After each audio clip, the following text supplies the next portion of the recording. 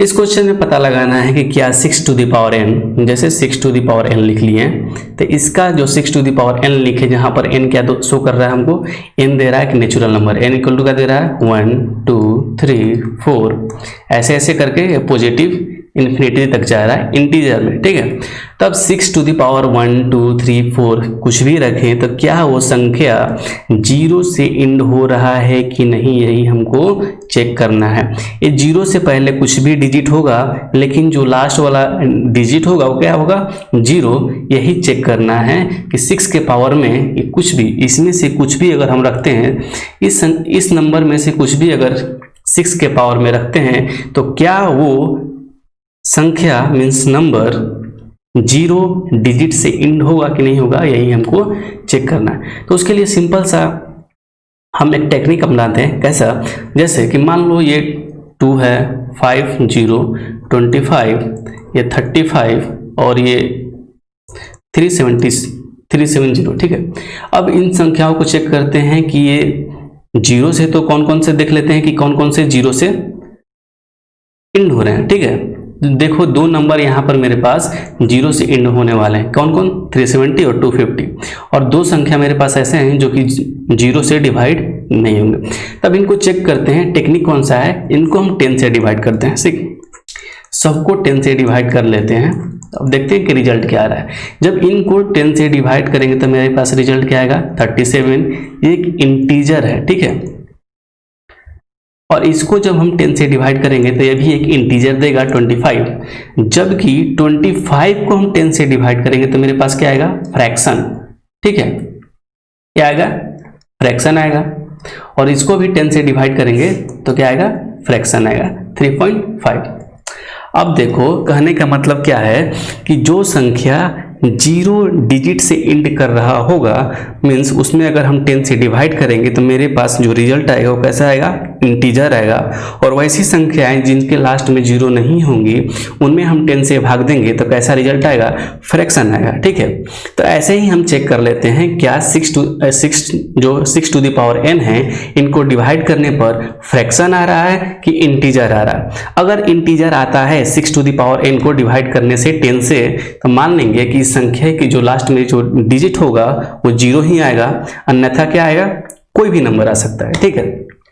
अब देखो हम देखते हैं कि 10 को पहले दो भागों में विभाजित कर लेते हैं, 10 को दो पार्ट में तोड़ लेते हैं, क्या है 2 into 5, मीन्स अगर कोई नंबर 0 से एंड कर रहा है, जैसे 50 ले लो, अगर हम इसको 2 into 5 से देख लेते हैं कि क्या है ये डिवाइड होता है कि नहीं, ये दोनों का प्रोडक्ट क्या होगा 10 ही होगा। तो इनको पहले हम देख लेते हैं, 5 10 जा कितना होता है 50 और 2 5 जा 10, ठीक है। तो ये मेरे पास कितना आएगा इंटीजर आ गया, ठीक है। तो हम इनको बाइफरगेट करके हम देख लेते हैं, पहले बारी बारी से चेक कर लेते हैं कि क्या ये संख्या 5 से डिविजिबल है, 2 से डिविजिबल है। अगर ये संख्या जो गिवन नंबर होगा और दोनों 5 और 2 से डिविजिबल होगा तो उसका मतलब क्या, उस संख्या के लास्ट में 0 रहा है, ठीक है। तो हम जैसे एक एग्जाम्पल लेते हैं 35, ठीक है। अब इसको देखो 2 और 5 से डिवाइड करके देख लेते हैं, ठीक है। तो 5 से डिवाइड करेंगे तो 7, और इसको डिवाइड करेंगे 7 को 2 से डिवाइड करेंगे तो कितना आ जाएगा मेरे पास 3.5, ये आ गया फ्रैक्शन। इसका मतलब क्या है, दिख रहा है हमको, पहले ही दिख रहा है कि 35 के लास्ट में 0 नहीं है, और 0 नहीं है तो मीन्स 10 से डिवाइड करने पर क्या नहीं मिलेगा हमको, इंटीजर नहीं मिलेगा। हमको इंटीजर मिला भी नहीं, हमको क्या मिला फ्रैक्शन मिला। उसी तरह से नेक्स्ट एग्जांपल क्या देखें कि 50 देखें, इसके लास्ट में 0 है, पहले से हमें पता है कि लास्ट में 0 है, और इसको हम 10 से डिवाइड करें तो मुझे क्या मिला इंटीजर मिला, ठीक है। इसी तरीका से हम जो 6 टू द पावर n है इसको हम चेक करेंगे, ठीक है। तो चेक करते हैं, 6 को हम दो पार्ट में बांट लेंगे, जैसे 6 का हम फैक्टर निकालेंगे, 6 का जो फैक्टर निकालो वो कितना आएगा 2 into 3, और इसको हम डिवाइड करते हैं पहले 5 से। अगर मान लेते हैं कि 5 से डिवाइड हो जाता है तो फिर हमको चेक करना पड़ेगा 2 से डिवाइड हो रहा है कि नहीं, ठीक है।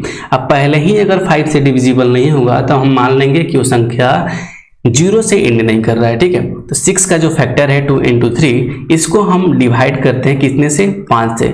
क्या ये 5 से डिवाइड करने के बाद इंटीजर मिलेगा, तो नहीं, हमको ये इंटीजर रिजल्ट नहीं देगा, ठीक है। हमको इंटीजर नहीं मिलेगा तो हम क्या कह सकते हैं कि 2 मतलब जो 6 है 5 से डिविजिबल नहीं है, क्योंकि वो इंटीजर नहीं दे रहा है, ठीक है ना।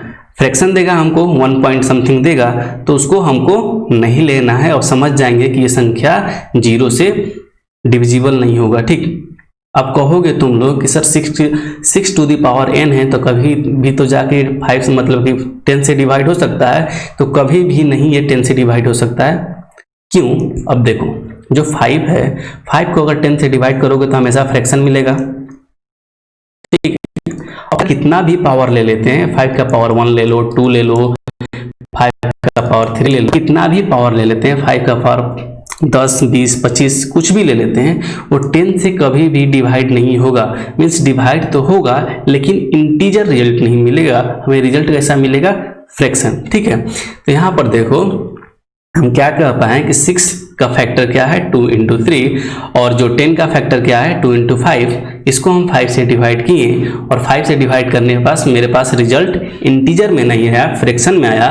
तो हम इससे ये कंक्लूजन निकाल सकते हैं कि जो 6 टू द पावर n का जो रिजल्ट आएगा वो डिजिट जो होगा, वो नंबर जो होगा वो 0 डिजिट से एंड नहीं करेगा। इसलिए हम लिख सकते हैं 6 to the power n can never end with the digit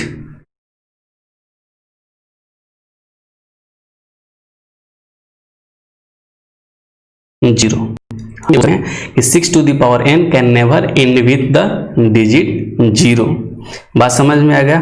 यही प्रूफ करना था हमें कि चेक करो कि 6 टू द पावर n 0 से हो रहा है कि नहीं। इसके लिए हम क्या किए हैं, पहले किसी नंबर को देखें कि वो 10 से डिविजिबल नहीं हो रहा है, तो मीन्स उसके लास्ट में 0 होना चाहिए। यहाँ पर हम लोग चेक किए, यहाँ पर चेक किए कि अगर लास्ट में किसी के लास्ट में अगर 0 है, कोई भी नंबर के लास्ट में 0 आता है, तो 10 से 100% डिवाइड होगा, ठीक है।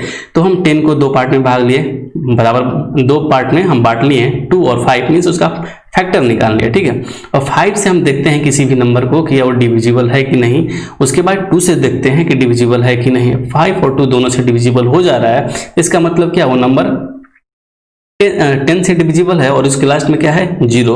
उसी अप्रोच को प्रोसीड करते हैं हम इसमें 6 टू द पावर n में। 6 का हम फैक्टर निकाल लिए 2 इंटू 3। अब इसको हम 5 से डिवाइड कर लिए। जब 5 से डिवाइड कर लिए तो संख्या कैसे, जो रिजल्ट आ रहा है वो कैसा आ रहा है? इंटीजर नहीं बल्कि क्या आ रहा है? फ्रैक्शन आ रहा है। तो फ्रैक्शन आ रहा है, इसका मतलब पॉइंट में कुछ आ रहा है, और पॉइंट में आ रहा है तो मीन्स 5 से डिविजिबल नहीं है। अगर ये 5 से नंबर डिविजिबल नहीं है तो 6 का पावर कितना भी कर लें वो नंबर 5 से डिविजिबल नहीं होगा।